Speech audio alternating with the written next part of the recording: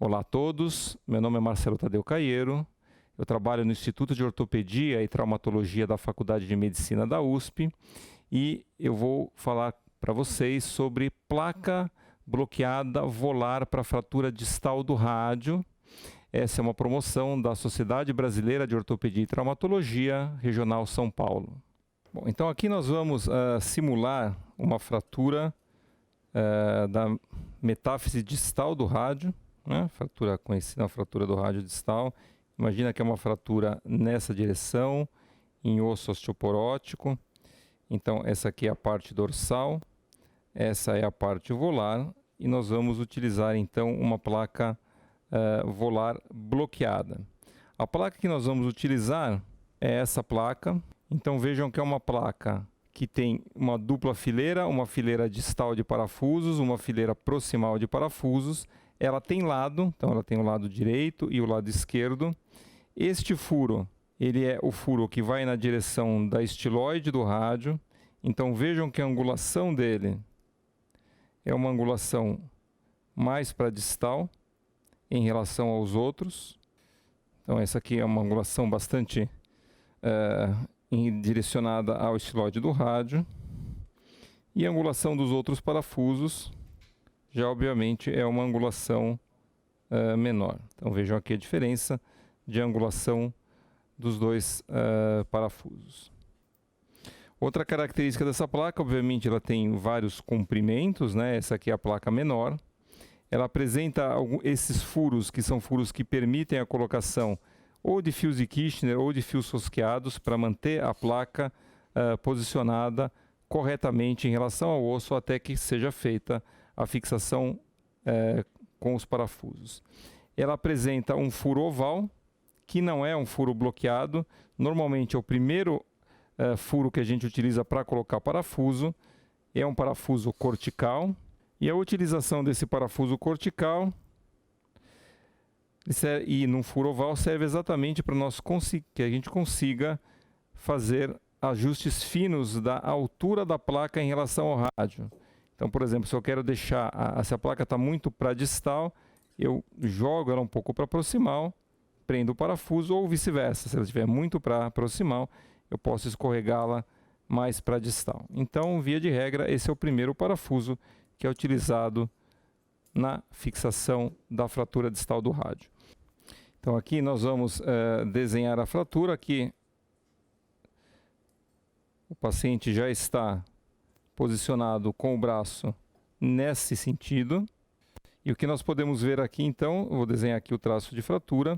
A via de acesso utilizada é uma via convencional de Henry ou Henry modificado, em que depois de ser feito pele subcutâneo, o músculo pronador quadrado ele é incisado e então nós temos acesso ao foco de fratura.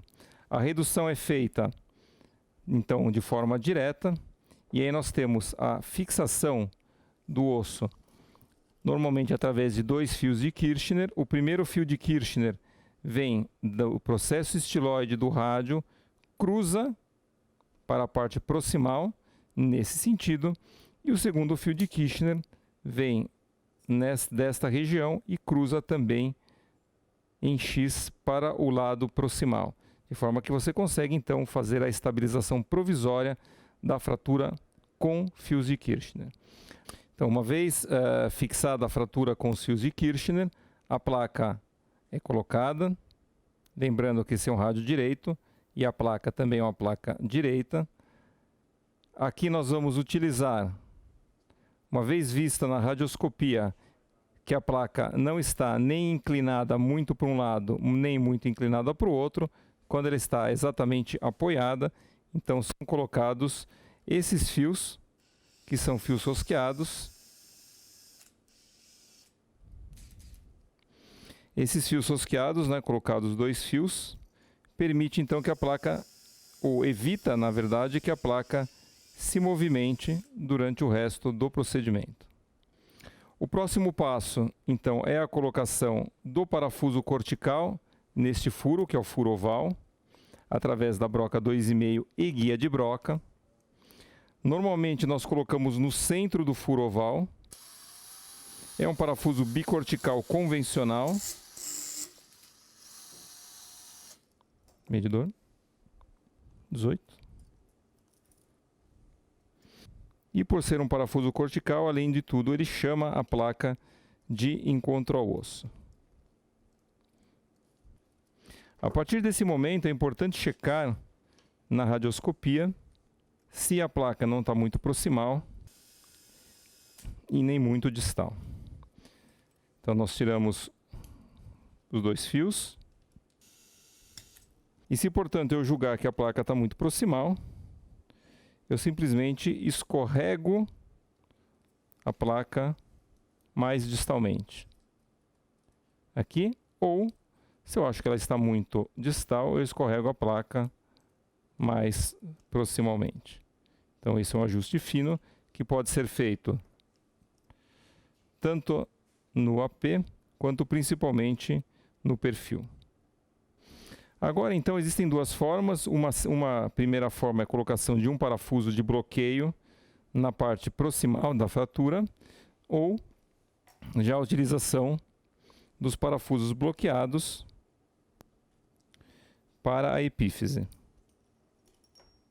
Isso, obviamente, vai depender da própria geometria da fratura, que parafusos que são melhor, que funcionam melhor de acordo com o tipo de fratura que nós estamos lidando. Normalmente, esses parafusos são parafusos monocorticais, a não ser que o osso seja de muita má qualidade. Devemos evitar que eles furem a cortical oposta. Aqui pode dar um 20. Por causa da presença dos tendões extensores do outro lado.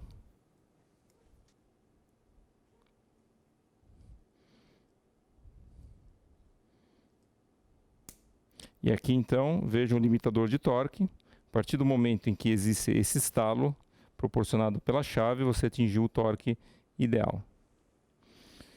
Eu vou colocar mais este parafuso, que vai na direção do maciço semilunar do rádio.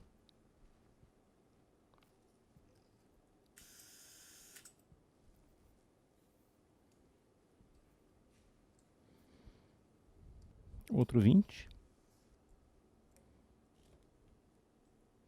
O mesmo procedimento é realizado. O parafuso é apertado até que o estalido é ouvido. Agora eu vou passar o parafuso na direção do processo estiloide do rádio. Então, como eu mostrei, é um parafuso bem inclinado, diferente dos outros.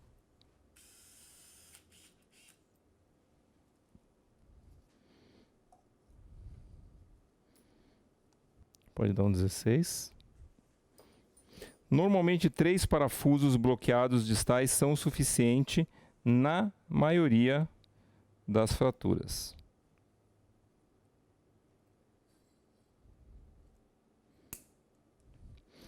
Agora nós vamos usar o bloqueio dos parafusos 3,5 bloqueados, que já são aqui do corpo da placa.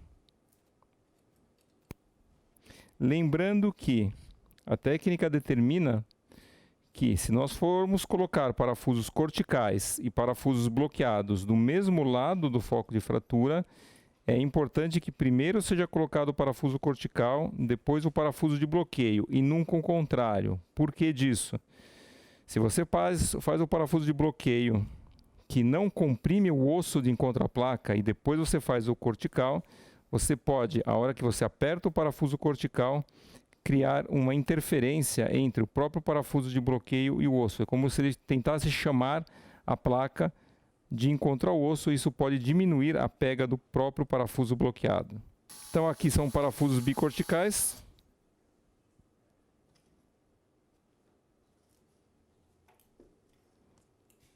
(18).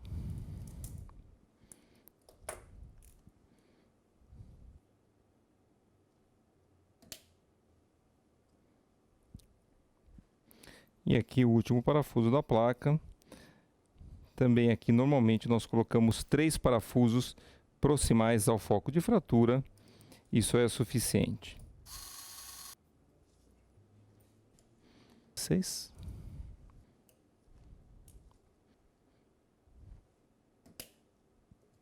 Aqui então a osteossíntese realizada. Vejam aqui o lado oposto, né? Então esses parafusos são parafusos bicorticais. Aqui os parafusos podem também ser, mas normalmente eles são monocorticais. E uma coisa importante aqui é evitar parafusos longos nessa região, por causa da presença dos tendões, principalmente do extensor longo do polegar, que passa rente ao rádio aqui, e existem, se o parafuso for muito longo, pode haver atrito da ponta do parafuso em relação ao tendão de extensor longo do polegar, existe descrição de rotura do extensor longo por esta questão. Então aqui está terminada a osteossíntese. Lembrar que a placa ela não pode ficar muito distal, não é? O que nós chamamos de watershed line, que é uma coisa que deve ser vista na radioscopia no intraoperatório, porque também os tendões, agora sim os tendões flexores e não os extensores, eles correm nessa região. Se você deixar a placa muito distal, os tendões flexores ficam raspando na placa e também pode causar ou tendinite ou mesmo rotura dos próprios tendões.